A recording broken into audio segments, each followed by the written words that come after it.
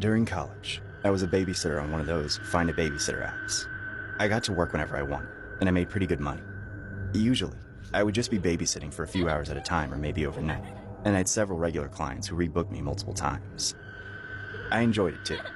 I don't necessarily want kids of my own, but I'm kind of the cool aunt who lets the rules slide just enough for the kids to give glowing reviews of me when the parents got home. If they were old enough to talk, that is. I did it for a long time without getting stuck with any nightmare children, but my luck did run out eventually. This one kid, Carter, almost made me quit babysitting altogether.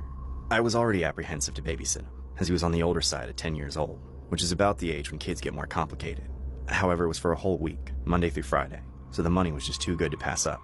All my classes were online, so I could study the whole time and have the whole weekend to myself. When I met the parents, I felt better about things. They were both very nice people, and Carter seemed like a normal, lazy kid. They said he mostly spent his time playing video games and had a pretty set diet of easy-to-make stuff. They told me not to bother trying to get him to clean his room, and just to keep the rest of the house tidy. At that point, I thought the week was going to be a cinch. But then the parents left, and Carter switched up right away. He started running laps around the house, making loud engine sounds as he passed by me.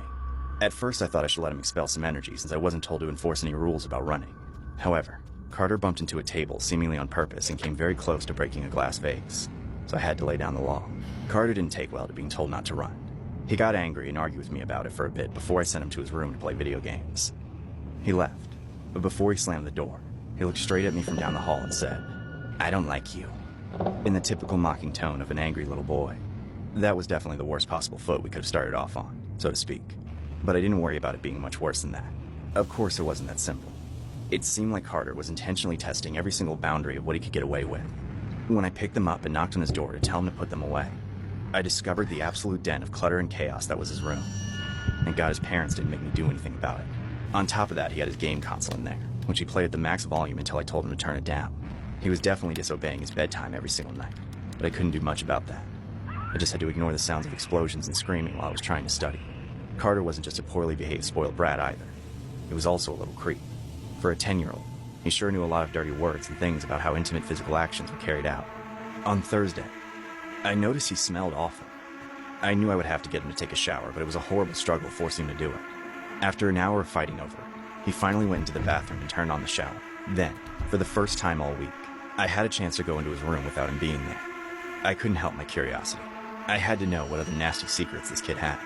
After a bit of digging, I found an odd little handmade booklet. The first page said, "I hate Susan so much. If I knew she wouldn't tattle to my parents, I'd punch her." Then, there was a bad drawing of a giant fist smashing my face. Things just got worse as I kept turning the pages. There were lots of spelling errors, but the message was clear. Susan doesn't let me run in the house. I want to cut off her feet. With a drawing of 2 bloody stumps and severed feet. If Susan wasn't so ugly, I would F her to death.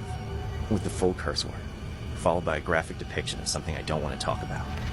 Watching her sleep in my parents' bed made me want to set the house on fire. The picture had me burning alive in bed and screaming for help as Carter watched. I was mortified. I quickly took pictures of everything and sent them to his parents. But before I could get any reply, I heard a voice behind me. It was Carter. He was fully clothed, holding a pocket knife. Then he charged at me. I quickly got out of the way and ran out of the room, slamming his door shut.